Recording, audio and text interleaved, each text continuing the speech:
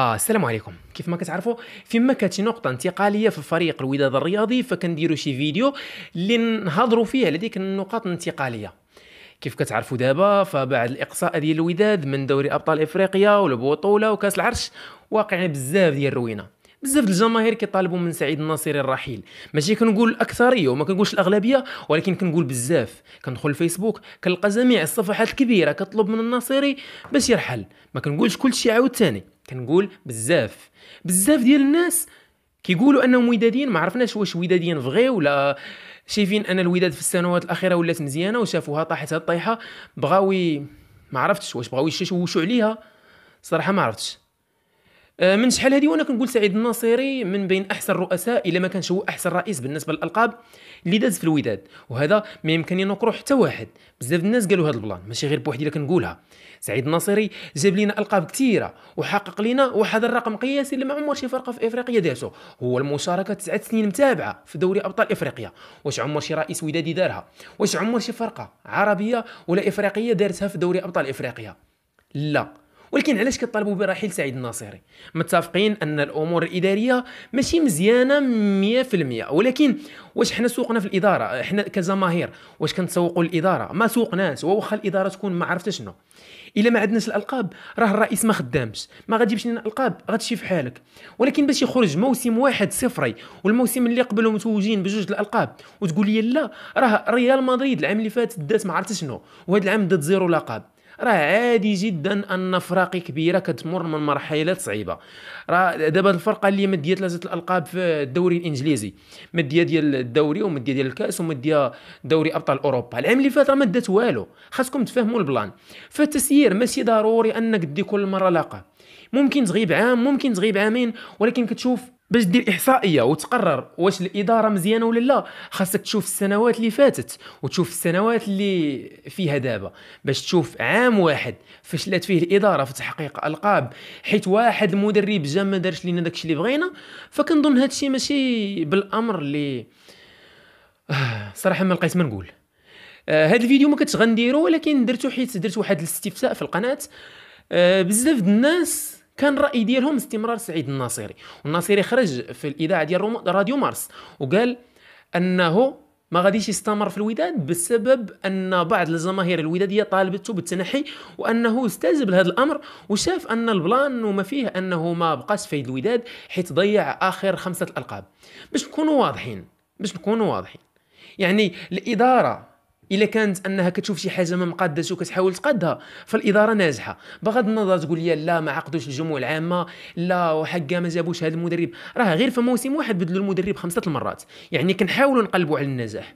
في وسط الموسم ما كتلقاش مدربين متاحين، يعني راك ديباني باش ما كان في بدايه الموسم ممكن انك تطلب مدرب مزيان، وداك الشيء اللي كان. تعاقدنا مع موتا، اخوا بينا مشى لكاس العالم قال لك ما تبغى يدير، خلى الوداد بلا مدرب، من حقنا ان نفسخوا العقد معه. فسخنا العقد وبقينا كنقلبوا على مدرب ما لقيناش. هادشي اللي وقع، يعني خرج الموسم صفري. ولكن مع ذلك كنشوف ان هذا الامر ماشي الرئيس اللي كيتحمل المسؤوليه ديالو.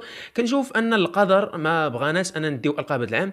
دينا العام اللي فات دوري ابطال افريقيا ودينا البطوله وكنا ممكن نديو كاس العرش. هذا العام جينا الوصفه ديال دوري ابطال افريقيا وديال البطوله الاحترافيه، وعندنا مشاركه العام الجاي في دوري ابطال افريقيا، وعندنا كذلك مشاركه في البطوله وكاس العرب ودوري السوبر الافريقي. قول لي غير واش كاين شي فرقه مغربيه مشاركه في الدوري السوبر الافريقي؟ علاش الوداد المشاركه وهي اللي ممثله المغرب، وكاينين غير 8 افارقه اللي ممثلين المغرب، والوداد هي الثالثه تقريبا ولا الثانيه من وراء الاهلي وماميلودي ساندونس اللي منادي عليها. علاش الوداد هي اللي كتجي ديما اما الثانيه اما الثالثه في الترتيب ديال الفرق افريقيا؟ وعلاش الوداد ولينا نشوفوها في السنوات الاخيره من بين 70 فريق الافضل في العالم؟ واش هذا الشيء ما كيبينش ان الوداد مزيانه ابار النظره ديال الاداره ولا ما عرفت شنو؟ عشنا مع اكرم واحد السنوات ديال الجفاف وشفنا الالقاب وشفنا الوداد كتهز الالقاب بزاف د المرات، فولفنا على ذاك البلان ديال اننا نشوفوا الوداد كل عام هز القاب وهز الالقاب وهز كثر.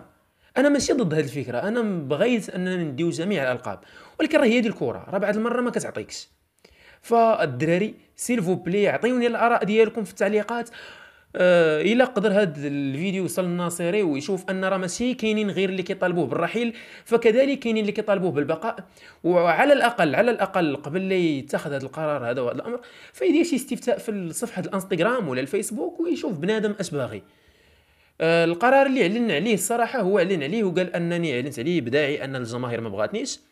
فتاكد ان الجماهير اللي ما بغاتكش، وماشي غير شي صفحات على رؤوس الاقلام. راه اي واحد يقدر يدير صفحه ويسميها الوداد وكذا كذا، اي واحد يقدر يوصلها لعدد كبير ديال المتابعين، ولكن ماشي اي واحد وصلها لذاك العدد فان جميع دوك المتابعين فهما وداديين ولا هما مع القرار ديال ديك الصفحه. سيلفو بلي عرفت اش كدير، ونتمنى خير ان شاء الله. انا ما كنقولش لك سير ولا ما تمشيش، انا خايف من المرحله اللي غادي تجي، خايف من ان هذا الشيء اللي دابا خايفين منه، يعني كنقولوا لا ما توجناش هذا العام، لا خاصنا نزيروا على الناصري. واش العام الجاي غنتوجوا لي جبنا رئيس جديد؟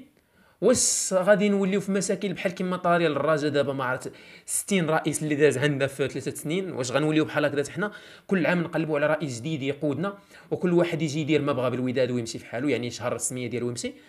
ولا غادي يكون بصح تغيير؟ يعني خاصكم تفكروا ادوك اللي تفكروا في رحيل يا سعيد الناصري في هاد البلانات هذه.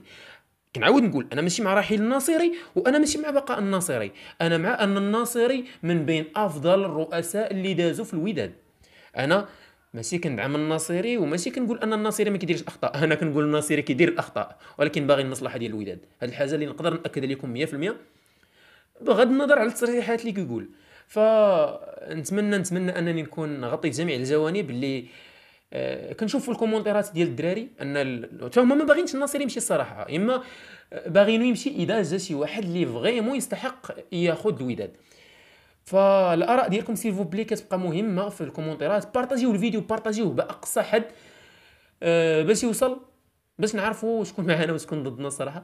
تهلاو في راسكم الدراري، نتلاقاو في فيديو جديد ان شاء الله. تهلاو.